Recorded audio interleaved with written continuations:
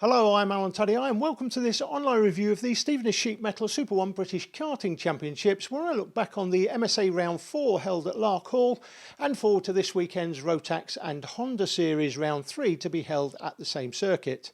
Now, on the last weekend of June, the MSA Series visited Larkhall for Round 4, and in IARMY Cadet, Teddy Wilson took Final 1 with Cian Dewis second and Dexter Patterson showing ever-improving form to finish third. Johnny Edgar finished fourth in Final 1, and when Cian Dewis won Final 2 with Edgar second and Wilson third, it gave Cian a bump in the championship standings, increasing his lead in the championship over Teddy, who moved into second with Johnny dropping to third. Now, the championship title is looking like it has Cian Dewis's name all over it, and he can now win the title with a round to spare when we visit Rissington on the 17th of August, and I'm expecting him to do just that with a series of consistent finishes.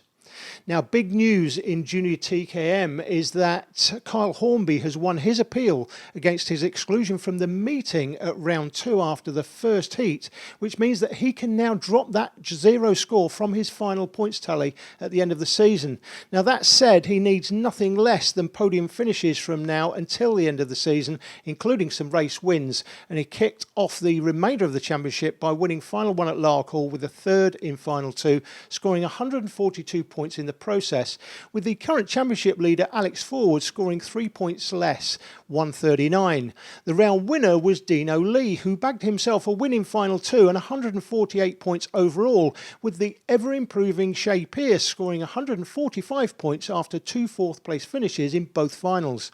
Now, this one is definitely going to the wire, not least because apart from Forward and Hornby, Pearce, Mills and Anderson Chilcott are still well in contention, and don't rule out Dino Lee. If he can score a maximum in both of the final rounds, my pre-season tip can still take this down. In TKM Extreme, James Ogden came up trumps in Final 1 with Andrew Lawrence second and guest driver Jordan Irvine third. The championship leader coming into the round, Tom Owen, ended up a lap down in Final 1, finishing 14th, with second place man in the championship, Joe Forsdyke, only 1 place ahead in 13th. Now, in Final 2, though, Owen would storm through to take the win, with Forsdyke following him home in second and Ogden third. This is the most competitive class in the championship, and I say that because after every round we have had a different championship leader. It's Ogden now that has the championship lead by 4 points after Verco led round 1, Forsdyke round 2 and Owen round 3.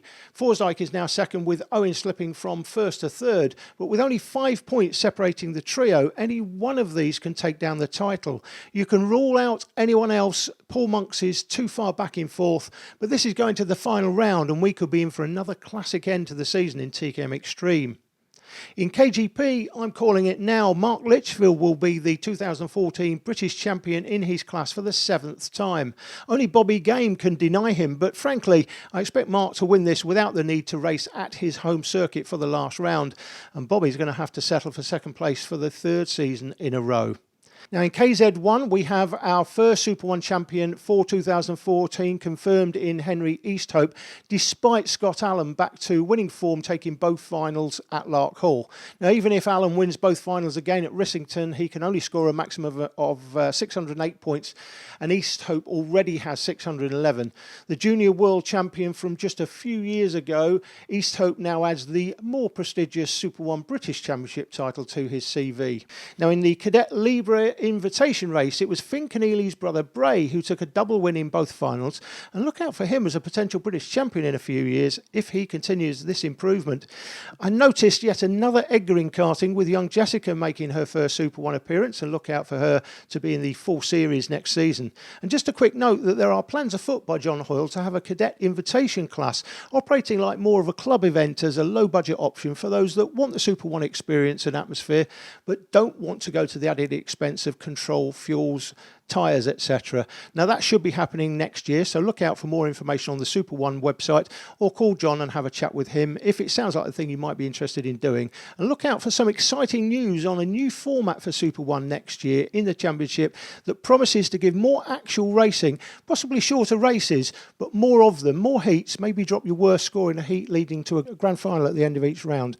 It promises to be something different, nothing set in stone yet, but for me it's a positive change and I think you drivers will like it. Looking forward to this weekend.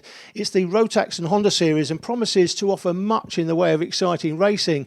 In Honda Cadet, we've just seen Thomas Pegram take the top spot at the recent IAMI O-Plate event at Larkhall. There were so many lead changes between the front runners. Watching on Motors TV a week on Monday, a truly great race, which in the end came down to a straight fight between Harry Thompson and Thomas Pegram, with Pegram besting Thompson in a close battle to the line. I'm thinking Pegram will be the one to beat this weekend, but with Miles Apps back in the Honda saddle after doubling with a little two-stroke action, he failed to finish in the IAMI O-Plate final. Cian Jewis likewise back in Honda this weekend, and Harry Thompson looking to take the top spot in the championship from Miles Apps, and the likes of Samra, Kimber, Canning, Clark Lloyd, Lulham and Butterfield all looking for a Super 1 win before season's end. I'm actually expecting a 10-kart snake right to the final corner, hopefully without the drama we saw in the IAMI O-Plate race at the same circuit, where all three leaders ended up in a tangle. Well, actually, I suppose from a TV point of view, that's exactly what we'd like to see, because that sort of drama is priceless, although not if your mum, dad or the drivers are concerned, of course. Now, in Minimax, the championship leader is Dean McDonald, and on his home track, he is ultra confident and almost expecting a bag of big points this weekend. However, the most impressive driver in this class for me this season is Alex Quinn, who looks like he's a veteran, been in it for years, but this is his first season. His performances so far, despite his off at Rara, where you could argue he made a little mistake being a little bit too aggressive on that last lap, they've been nothing less than exceptional. And I have to say, Adrian Coles and the boys at Coles Racing have done a terrific job with Alex, who will provide Dean McDonald with the stiffest of challenges on his home track, despite the long trip from Cornwall to Scotland. Now, if Alex can go away from here with the championship lead, he and his mum Catherine and dad Sam will float home to Cornwall. Now, even after 2 rounds, it looks like a straight battle between Quinn and McDonald, but Pooley, Wooder, Smalley and Hoggard will be looking for more than just wins. And will the real Oliver York turn up this weekend? The double cadet champion has not been at the races so far in Minimax. But listen, quality is quality, and York didn't win 2 championship titles in one season without having an abundance of that. Now, in Junior Rotax, another Scotsman on home soil is once again the championship leader, and after Sandy Mitchell's double barrel at Buckmore Park for a maximum 160 points, he's looking like the real deal. And with other contenders having a middling to pull round at Buckmore, he's got a 20-point championship lead. Now, that is not unassailable, but valuable nevertheless. And Mitchell is another young driver out of the West of Scotland Kart Club who play a big part in the development of young Scottish talent. McCarthy, who is third and Wood are fourth, both had a poor round 2, but are close enough to get themselves into the championship contention, with plenty of others looking for race wins as a minimum. For a not-so-outside bet, look for Tom Gamble to be a player this weekend. Can Darren Keane from the USA beat the British boys and take a Super 1 Winners' Trophy back to America? No, he's American and we know British are best. Sorry, Darren, and everyone else in America that I may have offended there. Let's move on to Junior Rotax, and the only question is, can anyone stop the Riley bandwagon, or as I prefer to call him incorrectly from time to time, Joe O'Reilly? Who can dent the Riley Road Show from adding to his championship lead this weekend? We'll look for yet another Scotsman in the guise of Kyle Fowley, who missed round 1 but bagged 156 points at round 2. John Stewart is another with good local track knowledge and needs a big round to put himself back into contention for the title he so desperately wants. But for me, Riley is going to take this title by round 5. Just a note that after round 3, we're not scheduled to film again until the final round, so hopefully from a TV point of view, every class will still be up for grabs. Now, the weather this weekend is set to be changeable, so much so that tyre choices or even the type of tyre wear on your Part Fair made wet tyres could play a part in the final results, so make sure you have a think about that. Good luck to everyone this weekend. I'll see you there.